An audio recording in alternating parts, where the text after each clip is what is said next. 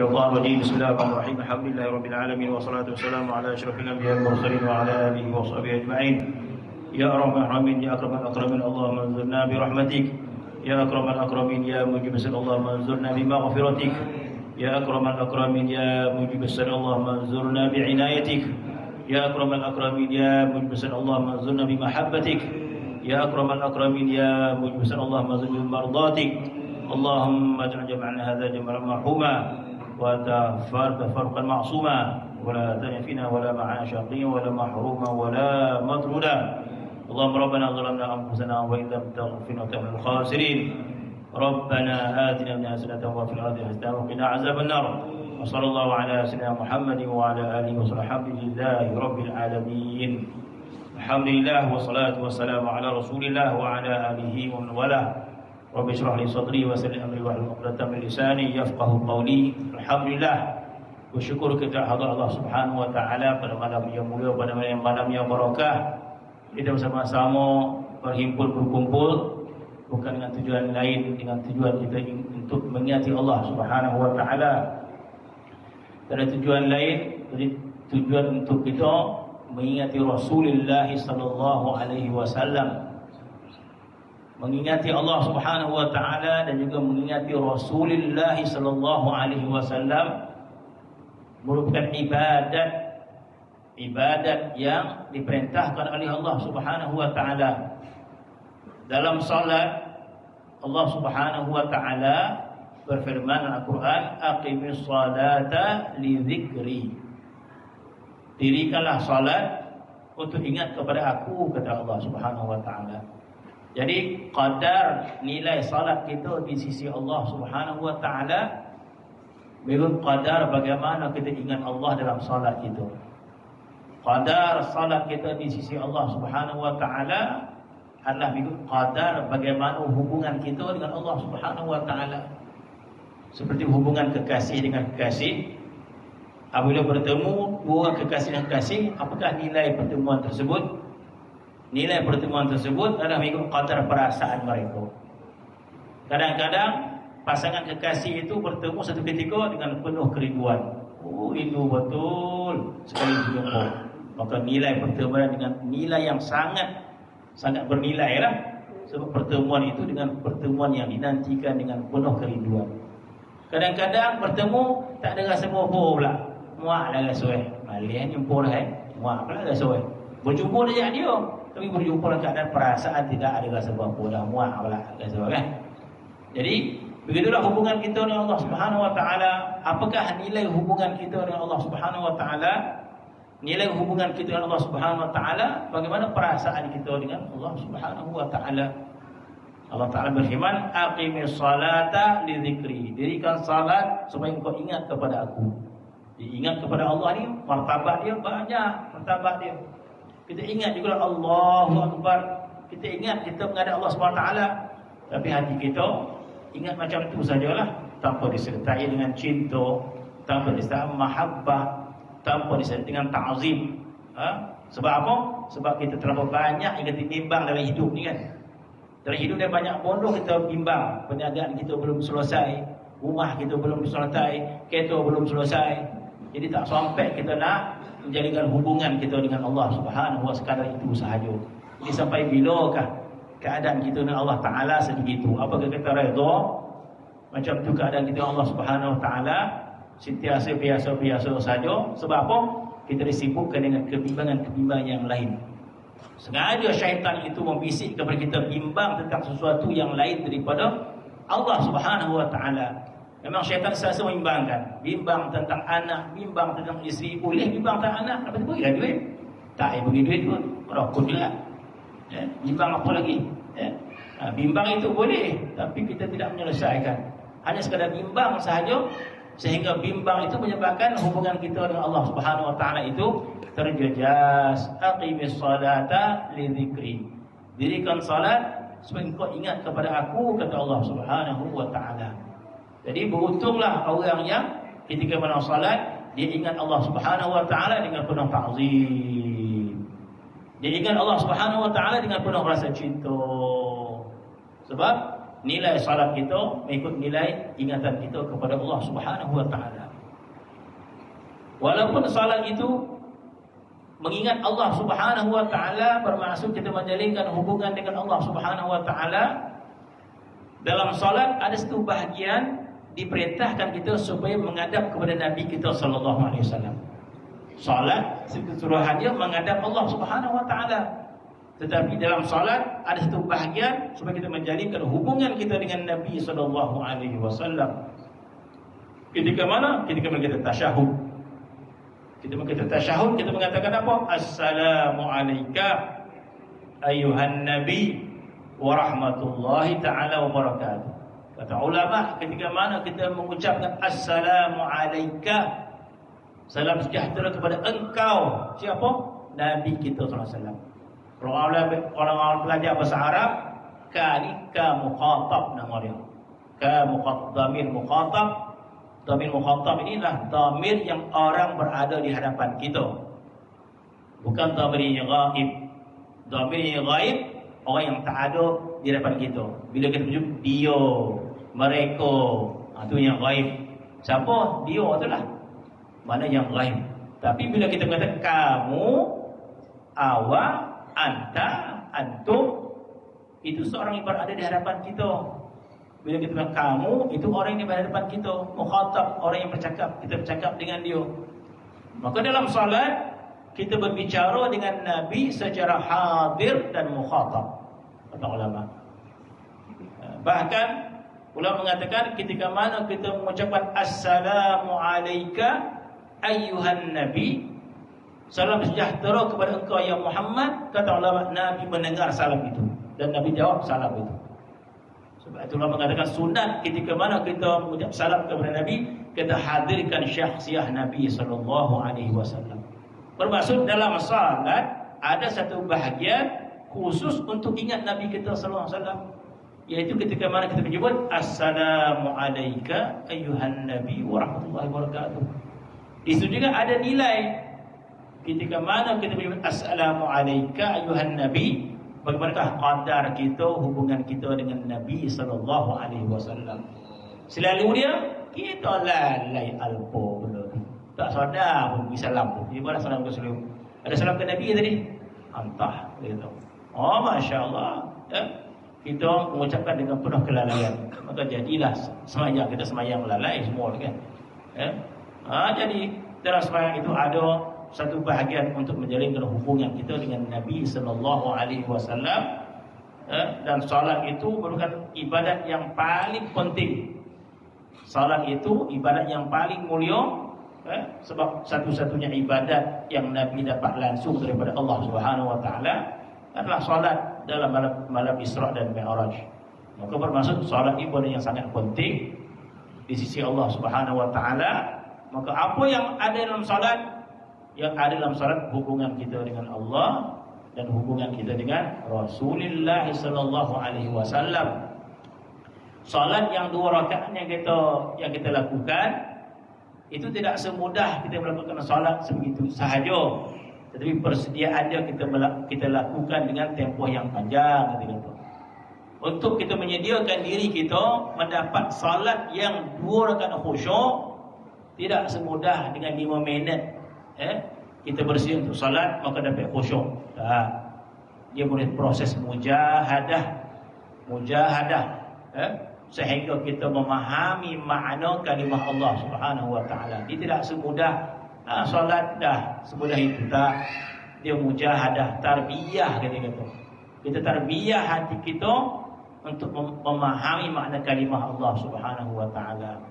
Kita tarbiyah hati kita untuk memahami makna Rasulullah sallallahu alaihi wasallam. Masya-Allah. Ada sebagian ulama apabila menyebut nama Nabi Muhammad menggeletar dia. Kenapa menggeletar?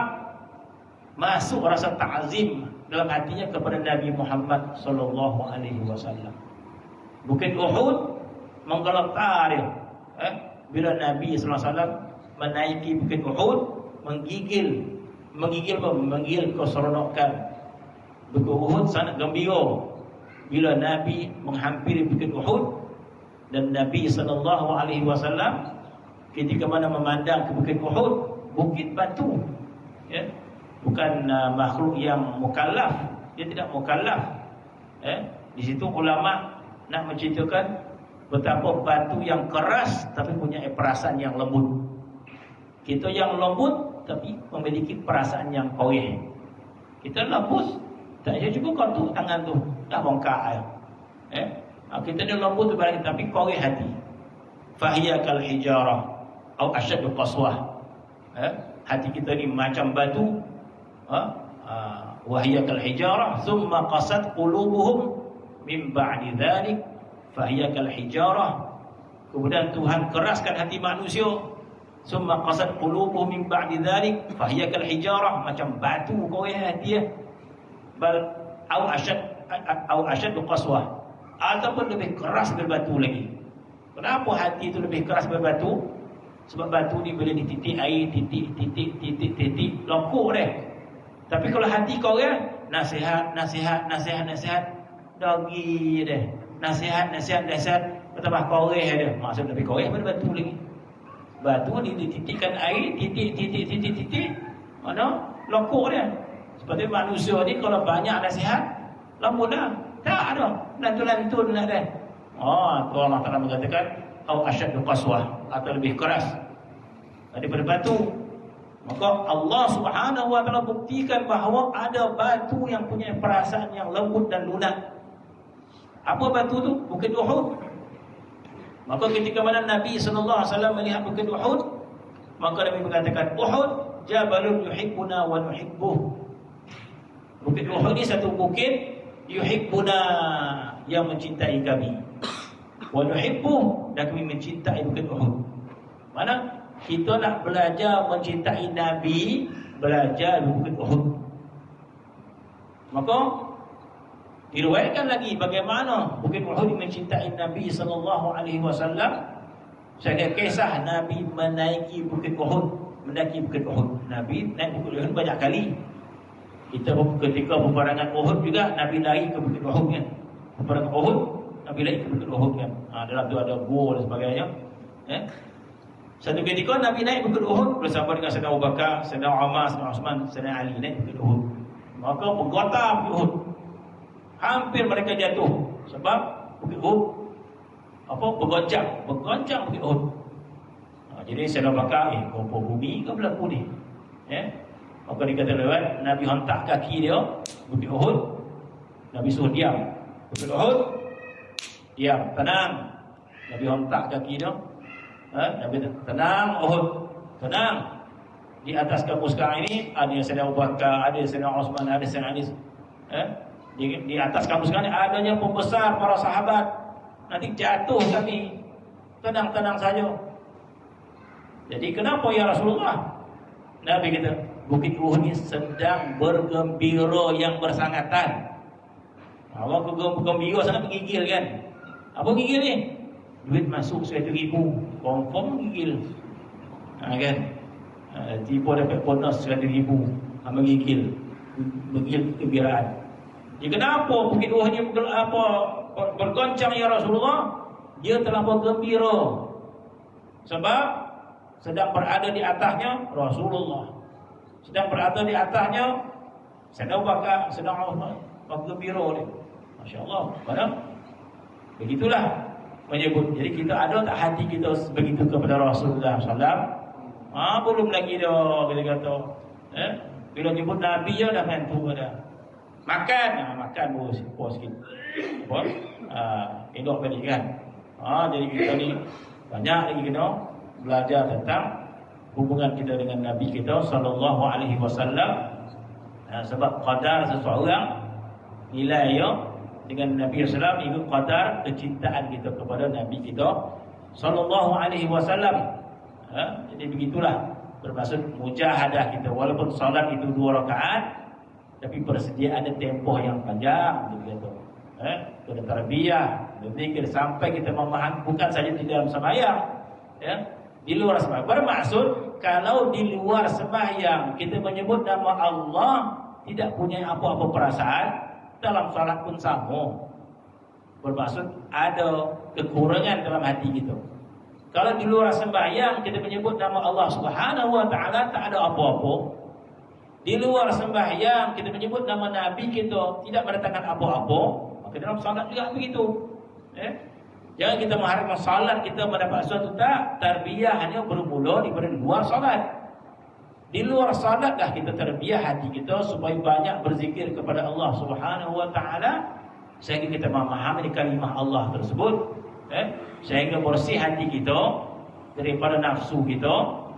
Jadi bila nafsu kita ini sangat mencintai sesuatu yang dicintai, maka hati kita tidak mengenali Allah Subhanahu wa taala. Sehinggalah kita tarbiyah nafsu kita, maka ketika itu barulah kita memahami kalimah Allah.